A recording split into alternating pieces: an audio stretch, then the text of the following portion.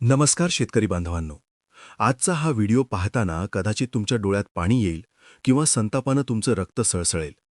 ज्या महाराष्ट्राच्या मातीमध्ये छत्रपती शिवाजी महाराजांनी माता भगिनींच्या अब्रूसाठी शत्रूची बोटं छाटली, ज्या स्वराज्यात परस्त्रीला मातेचा दर्जा दिला गेला, त्याच महाराष्ट्रात 2026 सालात एका महिलेला भर चौकात विवस्त्र करण्याचा प्रयत्न केला जातो. ही कोणती साधीसुधी महिला नाही, तर छत्रपती शिवाजी महाराजांच्या स्मारकाचं रक्षण करणारी एक रणरागिणी आहे.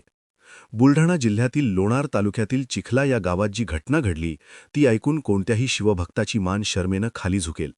आज आपण या घटनेचा असा पर्दाफाश करणार आहोत, जो पाहून तुम्हीही विचाराल, हा माझा शिवरायांचा महाराष्ट्र आहे का? मित्रांनो, या वादाची ठिणगी पडली ती 3 मार्च 2026 रोजी.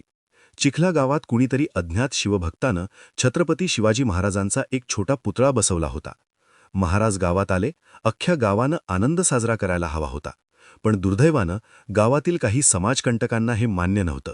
त्यांनी या पुतळ्याला विरोध करायला सुरुवात केली. पण संजीवनीताई आणि त्यांच्या कुटुंबाची भूमिका स्पष्ट होती. महाराज हे का एका जातीचे आहेत का? ते तर 18 पगड जातींना सोबत घेऊन चालणारे आहेत. जर महाराज गावात आले असतील तर त्यांचं स्वागत व्हायला हवं, त्यांची पूजा व्हायला हवी. संजीवनीताई शिवरायांच्या विचारांसाठी तिथं ठामपणे उभ्या राहिल्या. पण याच भूमिकेमुळे त्या गावातील काही गुंडांच्या डोळ्यात खुपू लागल्या. विरोध इतका वाढला की महाराजांच्या पुतळ्याबद्दल हे झाड उपटून माळावर नेऊन पुरणार अशी नीच भाषा वापरली गेली. 19 फेब्रुवारी संपूर्ण महाराष्ट्र शिवजयंतीच्या उत्साहात बुडालेला असताना चिखला गावात मात्र एक भयानक कट रचला जात होता. संजीवनीताईंच्या दाव्यानुसार गावातील सरपंचानं काही तरुणांना 3 ते 4 बॉक्स दारू पाजली होती. रात्रीचे 4 ते 5 वाजले असतील. अचानक 300 ते 400 लोकांचा हिंसक जमाव पुतळ्याच्या दिशेनं चालून आला.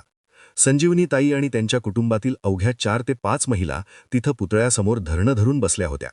त्यांचं एकच म्हणणं होतं, काहीही झालं तरी आम्ही महाराजांच्या स्मारकाला धक्का लावू देणार नाही. पण त्या 300-400 लोकांच्या जमावापुढे या 5 महिलांचा काय पाड लागणार? त्या जमावातील महिलांनी आधी संजीवनीताईंच्या घरातील महिलांवर हल्ला केला. ताई त्यांना वाचवायला धावल्या आणि तिथूनच सुरू झाला माणुसकीला काळीमा फासणारा तो मृत्यूचा खेळ. संजीवनीताईंनी जे सांगितलंय ते ऐकून तुमचा थरकाप उडेल. त्या म्हणतात की तिथं पोलीस उभे होते, पण त्यांनी ताईंना वाचवण्याऐवजी बाजूला लोटलं.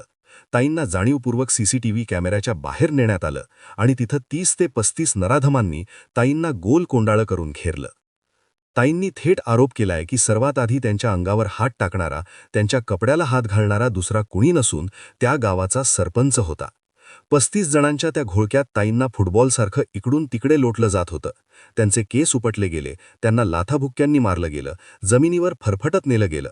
इतकंच नाही तर ताईंच्या 12 वर्षाच्या चिमुकल्या भाईचीला आणि त्यांच्या वृद्ध आईलाही त्या जमावानं सोडलं नाही.